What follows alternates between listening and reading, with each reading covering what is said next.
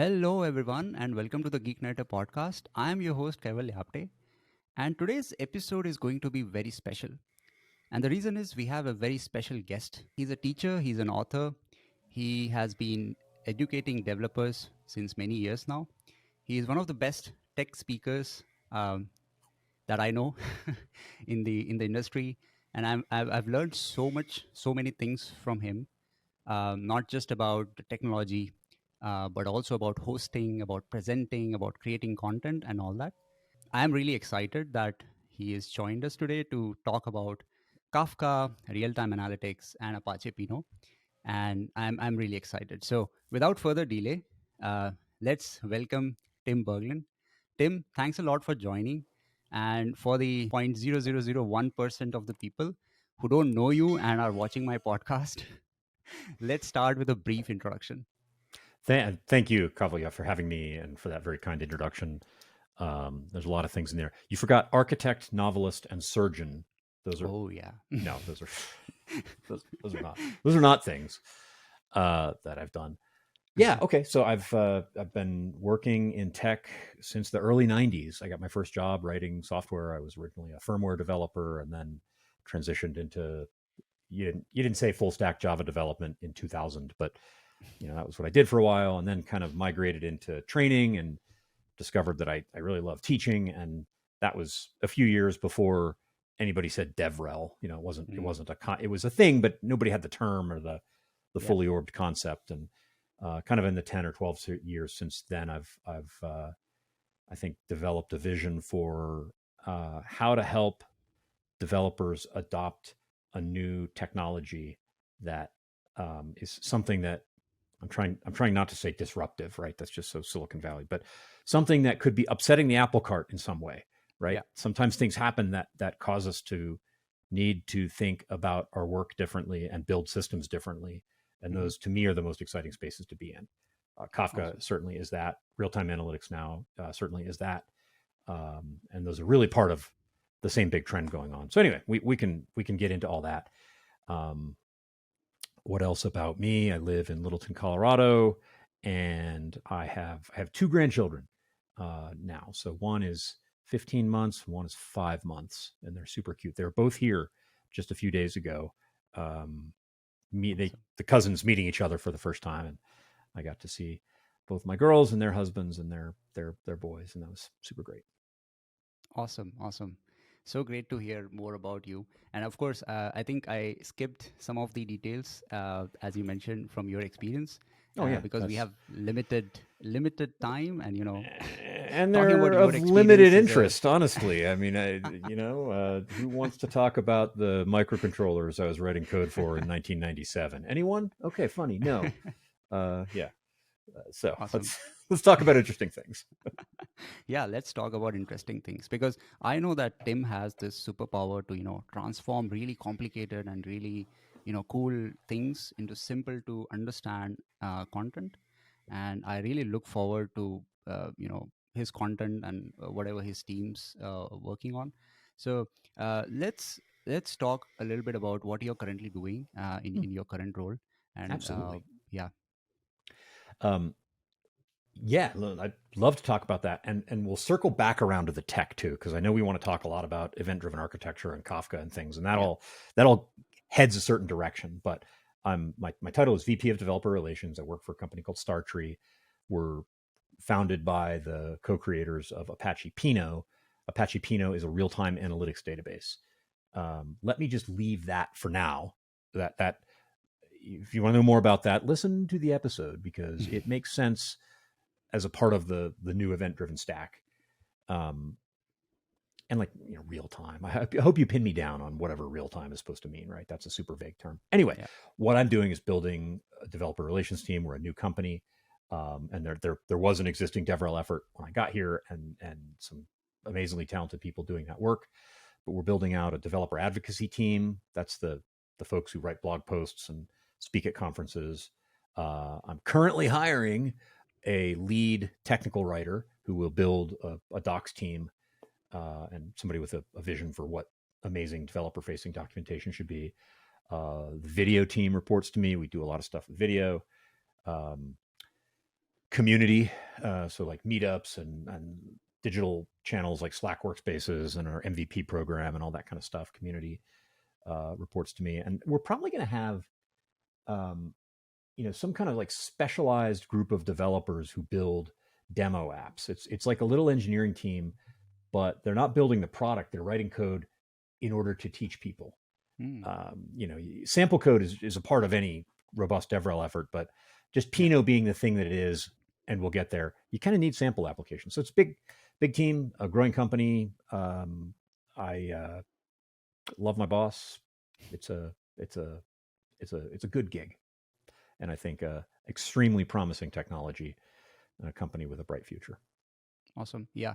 I've been, following Startree. I've also done some podcast Yeah. with Mayank Srivastav, with Neha Pawar. I Ah, just recently launched a podcast with Neha Pawar talking about tiered nice. storage and all that. Yes. So it's really interesting. I mean, I Yeah. have used Pinot for a few months just for Okay. testing it, and I know that it's really promising. It has a bright future, and people Yes. need to know about it more. And I think you can definitely do it very nicely. So I'm really And excited for more content. Neha's a dear friend, and she's one of those people who, I mean, unlike me, she's an engineer, leading engineers and building Pinot and building Startree Cloud, and she's actually being a software engineer, but she's also so good at explaining how Pinot works and has got Yes, deep knowledge of the totally, internals. So always somebody you want to pay attention to. totally, yeah. And by the way, I also learned one new thing about you, that you have great acting skills. I am okay. I have a certain range, right? There's like things I can do and things I can't do. I assume you're referring to the movie trailer Yes, parody things. yes, that Yes. was amazing. That Well, was, there are I more to mean, come. Uh, there was one very ambitious scene that we tried, and we just threw it out. It was the performance was it just there was no way to make it good. And there were some scenes that we just didn't even. I'm like, yeah, I can't do what Ian McKellen can do. Come on, I'm some programmer, right? Uh, but I can do a little bit. So yeah, yeah, I can do a absolutely. decent Liam Neeson voice. Yeah, absolutely. I love that video. So for the viewers, after you watch this episode, please go and watch that, and you will love Yes, it. they're on Um, Twitter and LinkedIn. They're not on YouTube for reasons of yeah, as parodies. It's like a legit thing to do, but YouTube will still detect copyright violations and make all kinds of trouble. And so yeah, they're yeah. nice. Great. So for the viewers, let's briefly talk about the agenda today. So we are going to talk about Kafka, because Tim has an amazing experience working with Confluent, explaining things in Kafka, the entire ecosystem. So we are going to touch base on how Kafka evolved to be this huge ecosystem and this amazing streaming platform. And then we'll talk a little bit about streaming, what it means, and then we'll slide slowly towards real-time analytics, because streaming and real-time analytics are very closely related. And then, since we are talking about real-time analytics, of course we have to talk about Apache Pinot, and we'll talk about Tim's experience, some of the use cases that he has seen in Kafka and Pinot and real-time analytics. And yeah, so let's get started. um, Let's do it. Kafka. uh, let's go through a brief history of Kafka, right? So Kafka started off as this distributed log for processing events, and Mhm. now it has the entire ecosystem, like fully fledged, surrounding technologies like streaming, KSQL. There's Apparently, Airtable. somebody wanted it, right? So some people at LinkedIn Yeah, had, I think, some, I'll say, brilliant and forward-looking architectural insights that, hey, to make the system work at scale, we need a distributed log to yeah, keep the pieces of it connected and to be able to reason about what's going on. So they built it, and wow, now look. So apparently, it was the right thing at the right time. absolutely. Yeah. So yeah, let's in your words, how would you describe the journey of Kafka, and how it has evolved, and what has really worked for Kafka that it has become so popular? Yeah. It you can't have a success like this without uh, some other trends intersecting, right? Yeah. And there's some other large scale trends that have nothing to do with Kafka Mm-hmm. directly, but they're things that were happening. Yeah. Um, now, um, there are two of them, I think. One is, and do I have my phone here? Yeah. Usage prop. Mobile devices are changing consumer expectations. Oh, you don't say, Tim. Really? That's a did you read that from the In-Flight magazine? I I always feel a little silly talking about how mobile devices have changed their behavior because you're like, duh, of course they have. But you have to think about this for a second. Um, in the early days of the internet, um, or around the turn of the century, uh, even before some people had broadband, you'd dial in, or you'd go to your computer that maybe wasn't a laptop, it was a desktop somewhere. You'd go and you would have a session of participating in online behavior, and then you would do other things in your life, Yeah. right? Now that there's an internet connected computer, pocket computer that everybody has, um, our expectations for all of those commercial interactions that are now mediated digitally, Mm-hmm. which is most of them, Yeah. is that they happen in real time. My phone wiggles when something happens. I do not go online. My using of my phone is just an organic part of me living my life. And sometimes I walk into retail stores and buy things. At my apartment, there's an Apple store just a 2-minute walk away, and sometimes it's nice to just walk in and buy a cable. It's kind of funny at the Apple store; they always act a little offended when you walk in. Like, do you have an appointment? Like, what are you doing here? So there's retail still, and there's that kind Yeah. of stuff, and like you can go get a haircut and pay for it, but a lot of our interactions are mediated digitally, and we expect that to be just an integrated part of living. The device tells me when something happens, okay? Yeah. So that we're connected all the time. Real time behavior in the systems we build is a requirement for the people who build them. Now things have Mm-hmm. to happen in seconds or small fractions of a second. Yeah. It can't be a batch job that runs overnight. It's just not how the world works. So, number one, there's this push toward real time. Number two, you have the rise of the monolith inside the enterprise, or even inside you know internet digital native companies, whatever you call them. The old paradigm that kind of all of us were raised with was there's a database, and then there's an application that builds up around that database, and you just add stuff to it until you Yeah. die. Um, and that's, it turns out, difficult to deploy. It takes a long time to test and deploy. It's hard to change. It's hard to think about. It's hard to make big changes in the way things work. And like that was a known problem. And then, especially when the pandemic landed, and all of a sudden business processes are having to change. Like curbside pickup is something every retail store does now, Yeah. and all of these changes are happening. There was an even greater realization that, oh yeah, that big giant chunk of software that's hard to think about and hard to change is not how we do it anymore. So you have real time expectations, and you have, it goes by a lot of names. I'll say microservices. I mean Yeah. that's what I'm talking about without saying.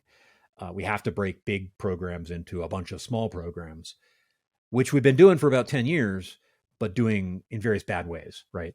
And we've discovered, again, Kafka had to be there for us to make this discovery, but uh, probably the quote unquote right way to do that is by having these services talk to each other on an event bus, by exchanging, immutable events through a persistent distributed log.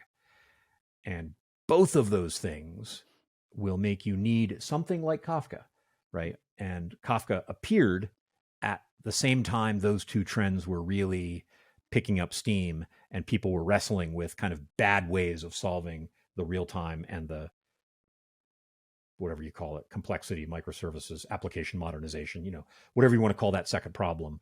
Mm-hmm. We don't build software in big giant piles anymore. We Yeah. make it in lots of small piles. Um, and Kafka uh, was the right thing at the right time. Absolutely. Yeah. I think like real time requirements and real time expectations is something, need of the today's applications that we build. We can't imagine our world without real time things happening No, around us, as you no, have given so many examples. So yeah, not yes. not not and have a successful business. Yeah. Absolutely. And what makes um, Kafka Kafka, and what are the building blocks, right? So I have worked with Kafka. I have some understanding of different technologies around it that work with Kafka. And I would love to hear from you in your words. How would you define, like in simple terms, how would you define Kafka as an ecosystem? What is Yeah, yeah. Kafka? Well, Kafka, there's the ecosystem that grows up around it, which is important, but Kafka itself is a way of remembering what has happened at scale, right? And that at scale actually does matter, because if you're going to solve this as a distributed system, um, life's going to be very different than I just need to remember a few things, and a little Yeah. a table in SQLite will do the trick. But it's a way of remembering what has happened. So you've got logs, you produce events for those logs. Kafka remembers them for some arbitrary period of time. The events can be happening very quickly. There can be a lot of them. You can remember them for a long time if you want. Awesome. Now, that's kind of cute, right? But you ask the ecosystem question, and what's cool is when you have that, like you have to start with, there are things that happen and we want to remember them. Okay, well, here's topics, here's how partitioning works, here's how replication works, here's an API for getting stuff in and getting stuff out. Good. Then all these other things emerge. And in the early history of Kafka, if you look at early adopters, like Yelp was a good example. They were an early adopter before there was a Kafka Connect or a Kafka Streams or a Confluent Schema Registry or any of these things. They built their own. So these other Yeah. things emerge, like, hey, we need to connect Kafka to a relational database, or I need to take stuff out of a topic and dump it into S3. And Mm. and as developers, we'll do that 2 times, copying and pasting. You do it a third time, and you're like, no, I'm extracting a framework. I don't care what you say. This is a framework. We have to build it that way. And so things like Kafka Connect show up in the world. And I always get the dates wrong. I think 2015. Because people were having to do that. They were having to connect Kafka to systems that weren't Kafka. Yeah. So we need an integration framework. You need a way of keeping track of the format of the events. I mean, schema evolution is a thing that happens everywhere, and it's basically always terrible, but you need some tooling to make it a little less terrible. And so you get a schema registry that's going to pop up in the ecosystem. There are computations that you want to do in real time on the events that are arriving in topics. So you get Kafka Streams in 2017. These things are emerging from the community because the increasing numbers of people building systems with Kafka are finding these are just things you do. Once you have a log, you need these. And so we might as well have, a community solution to that can expand from there. Awesome. Yeah.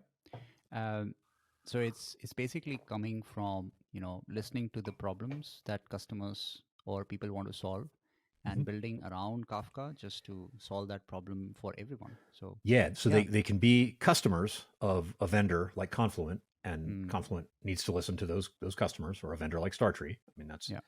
you're a very bad vendor if you don't.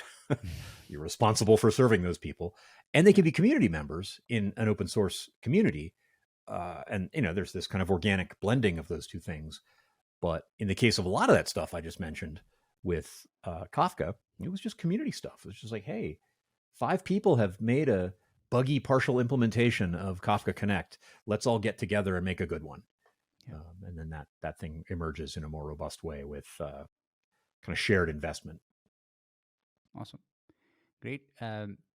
Let's talk about the basic terminologies that are really. So when we talk about Kafka, there is brokers, there is topics, there's partitions, there's another so many important things. So how would you define this all these terms to a person who has never used Kafka? Great. I would first of all want to point out that we're going to take 2 different points of view. So there's this Kafka thing, right? Mm-hmm. We'll just call it a cluster. Let's get familiar with, comfortable with calling it a cluster, because it is that. Here's this Kafka cluster. I can either be on the outside looking in, or I can be in the middle of that cluster looking around. So let's start as an outsider. We should be like a developer using Kafka, right? It's built in some way. It has some internal implementation, but what are the interfaces? That's what I care about. And that's where you see topics. And topics are just lists of things. I once did a session early in the pandemic when I was at Confluent. Because it was early in the pandemic. We're like, hey, let's get let's have a session where everybody can bring their kids and we can do things as families because we're all shut in our homes. And so we did Kafka for kids. And I described topics as like a paper diary, assuming that any of these kids still writes in a paper diary. I don't know. Hopefully some of them. But like a paper diary where it just automatically writes down things that happen in your day. And that actually kind of worked. There's all the non-technical folks like marketing folks and sales ops. And these people are like, oh, I kind of get it now. So yeah, it's just a list of things that have happened. That's what a topic is. And those things, we call them events or messages or records or whatever. There's a lot of different words floating around. It doesn't really matter. And then even as an outsider looking in on the cluster, you have to start to think those topics, we have to be able to split them up into pieces because they actually have to get stored somewhere and they might get really big and they might not fit on a computer. So you break them up into partitions. And then, I don't think I did this in Kafka for kids, but I've certainly done this in talks. You talk about, well, how, when I've got a new message to put into a topic, how do I decide what partition it goes into? And that's good to talk about. You have to understand that. And then when you switch your perspective to being on the inside, when you're the Kafka cluster itself, on the outside, topics are what matter, right? I want this one named log that has this kind of thing in it that I want to remember, and I'll make another topic with another kind of thing. On the inside, it's not topics that matter so much, but it's really those partitions. If you're a broker, if you're one of the servers that makes up the Kafka cluster, what you really do is you manage partitions. And those are just, to simplify it, files on your disk where you append these messages as people put new things into the log. You write them, and that partition is really what you manage. And when somebody, you'll help keep track of, are there enough copies of that partition around the cluster in case one breaks? And, so you talk about how replication works and all that stuff. So those are really the basics. And if you go a lot deeper than that, you start to get into, super detailed things like, high watermarks and how do I know when a message is written, and that kind of relates to replication and how metadata is stored, like the whole Zookeeper transition and KRaft and all that, which is all not in the for kids version. I've never attempted to do Raft for kids, although I kind of want to now. Yeah. So, yeah. Awesome. Yeah, I think I like the analogy of topics with the diaries. I think it's very simple to understand. Yeah. I've seen different types of implementations using topics as a one general collection of all type of events, or having specific very specific topics for certain events of different types. Is there a thumb rule developers should follow when creating topics, or combining all types of events in one, or having should is, I think, a difficult word on this question. Okay. To rephrase the question is should all of the messages in a topic have the same schema, or can they be things with different schemas? And if you used violence and forced me, I would say, okay, by default they should all have the same schema, right? Okay.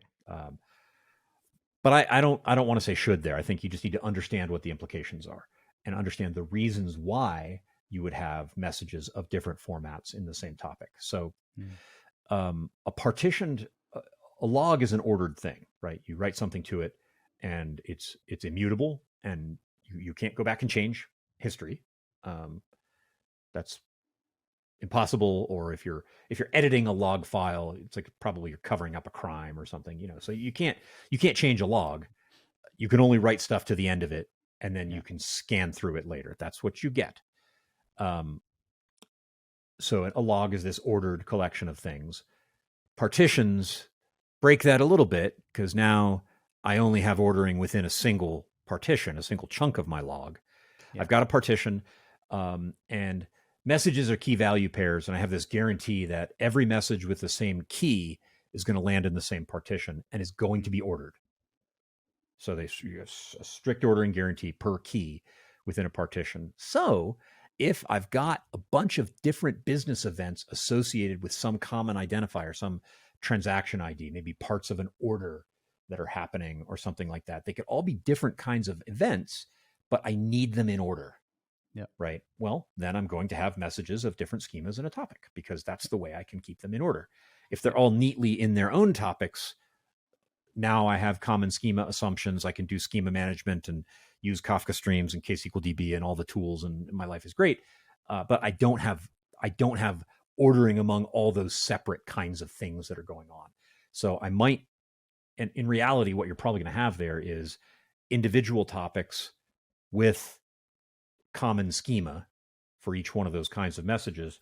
And I might also produce to a topic or stream process into a topic that has them in sequence. So it's perfectly okay to have different schemas, messages varying in schema within a topic, but it's a trade-off. And the trade-off specifically is the rest of the tooling like schema registry, um,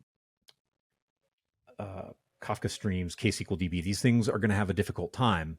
Mm. And if you're trying to write a Kafka streams topology, like I don't even think you can without some kind of strange hackery in that kind of topic. So you're giving something up, but you're getting something. Should isn't quite the right word. You just need to understand what the deal is. Awesome. Yeah.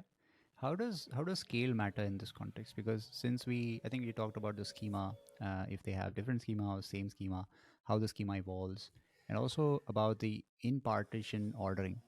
But how does Mm-hmm. scale matters? Because one topic can have, let's say, 100 partitions, and the other event can have, let's say, very few events, right? Yeah. So should I create a new topic for it, or again, I'm using should. Maybe it's more about understanding the trade-offs. But one large topic can maybe just uh, you know have as a subset of all these smaller ones, and scale won't be a problem. But Mm-hmm. then how does that fits into this model? Uh, yeah. Okay. So like one Uber topic of all your events that happen. The thing is, I mean, you might have that. You might have the giant topic that's like everything that comes in, and you've got 37 different kinds of events. That's a pretty simple system, but let's just say it's 37. It's prime number. I like it. 37 different kinds of events um, in that Uber topic, and you've got lots of partitions because you want to retain it for a long time, and there's lots of writes and reads happening. That's totally fine. What is going to happen there is now you're going to have a stream processor that's going to consume from that topic, probably filter and create topics that are just individual message types, Yeah. and maybe even filtered versions of those, or or enriched versions of those where you take stuff from two topics and combine. Like you're going to do that. You're going to have the same message written to more than one topic, especially if you start with an Uber topic. Um, and I don't really have a should for that, but I'll say that's fine. If you're able to think about it and you're able to change it and it performs and it doesn't cost too much because of strange storage requirements or compute you have to buy or anything like that, perfectly fine. Um, Key point here though is you're going to be storing those messages more than once. Mm. You will have what they call in the database world write amplification happening there, and that's pretty normal. And people who are new to Kafka, I have to remind them that because it feels bad in a database to have the same record in two places, right? Because both of those places are mutable. That's the whole point of a Yeah. relational database is you can change things. Well, you can't change the past. Now, can you? And those events represent things that have happened in the past.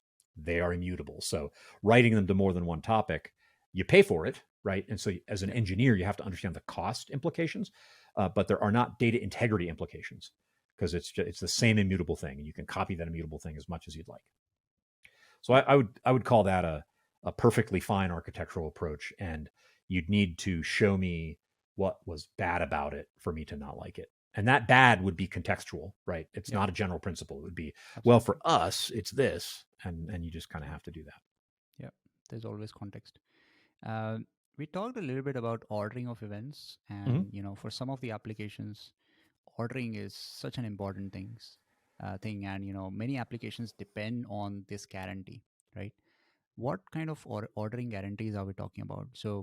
Uh, when a producer is producing an event Hmm. to a topic, is Hmm. that ordered, or is it order based on the timestamp attached to an event, or what kind of ordering Right. are we talking about? The ordering is well customizable, so it can be anything you want. But by default, and this is sensible, and let's just deal with that case. Yeah. A message in a Kafka topic is a key and a value, and these are events. You don't store like media in Kafka, so values are when you get messages that are megabytes. People who operate Kafka clusters start to shift in their seat and get a little nervous, So they're usually not large, but they contain data, Yeah. um, the value, and the key also.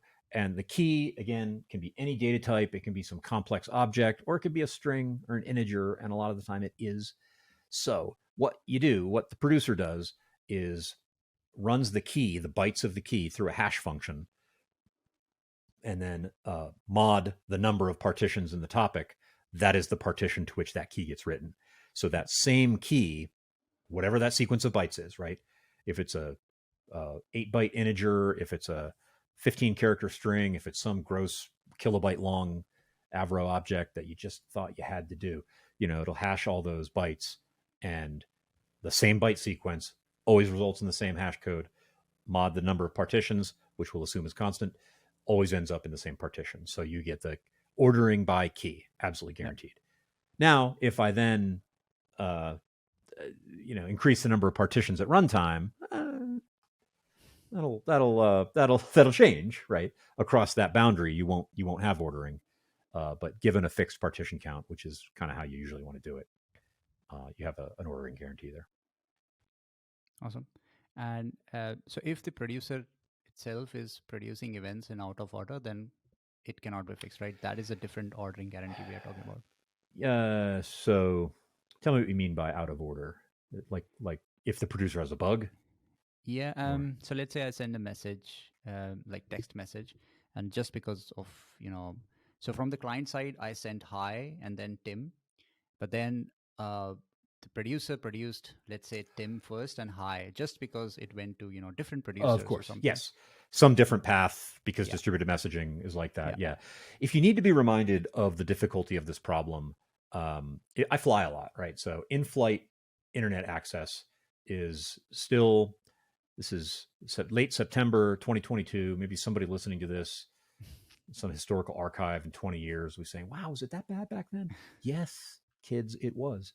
Um, those connections are very error prone, and so any kind of texting, whether it's iMessage or WhatsApp or Slack, which usually doesn't work on airplanes, messages can arrive out of sequence because the Mm. network is crappy, and that happens, right? So that's a different problem. So the producer, a single producer, is going to be, in some sense, serializing its inputs, and those serialized inputs will be produced in order to the destination partition from that one producer. That's a guarantee.